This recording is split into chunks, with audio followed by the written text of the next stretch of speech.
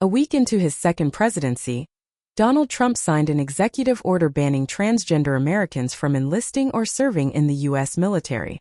And in early June, the U.S. Department of Defense, under Defense Secretary Pete Hegseth, notified transgender Americans already serving in the military that they can either voluntarily or involuntarily leave.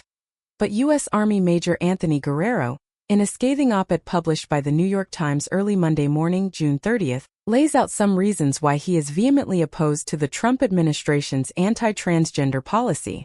The president issued the order in January, and the Supreme Court last month allowed the Trump administration to start enforcing it, Guerrero explains. The order may be legally sound, but it is neither moral nor ethical. I believe that it is my duty as an officer to dissent when faced with such an order. The U.S. Army Major continues, I may not be the sort of person you would expect to oppose a ban on transgender troops. I am a conservative evangelical Christian and a Republican.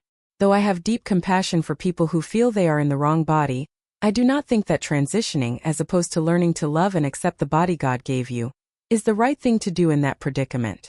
But my views are irrelevant to the issue of transgender troops. Guerrero denounces Trump's policy as blatantly discriminatory, arguing that it does nothing to increase military readiness. The executive order barring transgender troops is a legal command that provides cover for bigotry, Guerrero laments.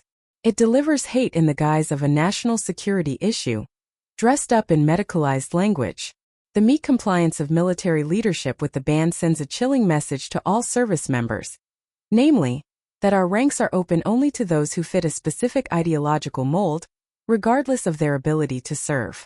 In a disclaimer at the end of Guerrero's op-ed, the Times notes that it was written in his personal capacity and does not represent the official views of the U.S. Military Academy, the U.S. Army, or the Department of Defense.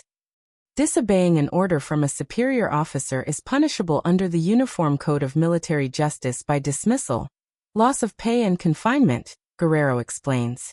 But this issue is too important to me. I cannot remain quiet while the army that I love ignores lessons that it should have learned long ago.